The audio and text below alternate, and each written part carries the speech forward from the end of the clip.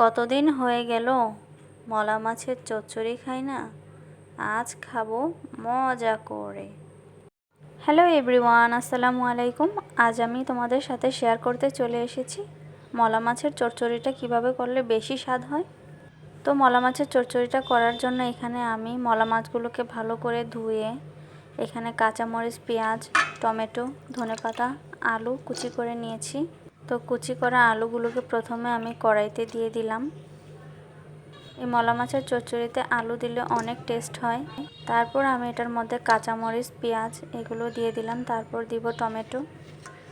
তারপর একে একে আমি গুঁড়ো মশলাগুলো এটার মধ্যে অ্যাড করে দিব। তো প্রথমে আমি দিয়ে দিচ্ছি হলুদের গুঁড়া।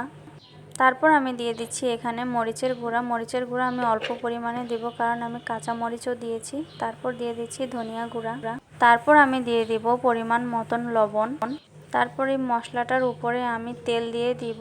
তেলটা একটু বেশিই দিতে হবে, কারণ তেলটা দিয়ে মাখানো যাতে হয় সুন্দর করে।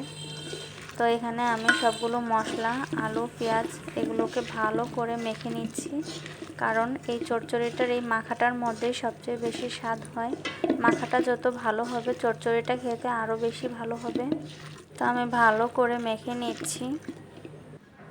আলুগুলোকে ভালো করে মাখিয়ে তার উপরে মাছটা দিতে হবে। আবার মাছটা দিয়ে মাখাতে গেলে দেখা যাবে মাছগুলো একেবারে গলে যাবে, তাই আগে আলুগুলোকে মাখিয়ে নিতে হবে। তো আমি এখন মাছগুলোকে এই মাখানোটার সাথে ভালো করে মাখিয়ে নিচ্ছি।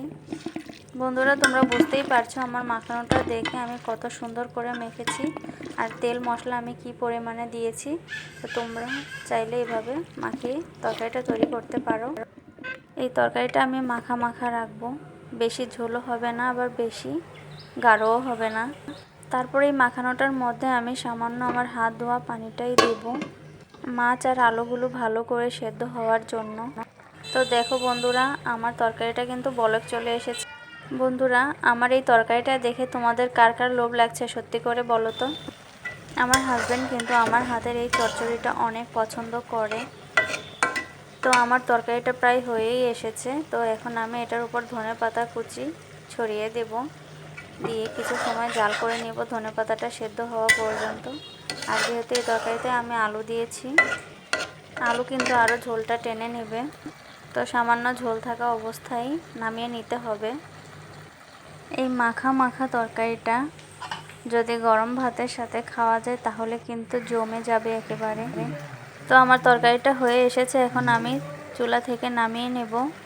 তো বন্ধুরা, তোমরা অবশ্যই কমেন্ট করে বলবে যে আমার তরকারিটা কেমন হয়েছে। আর সবাই ভালো থাকবে, সুস্থ থাকবে এই কামনা করে আমার ভিডিওটি এখানেই শেষ করছি। আসসালামু আলাইকুম।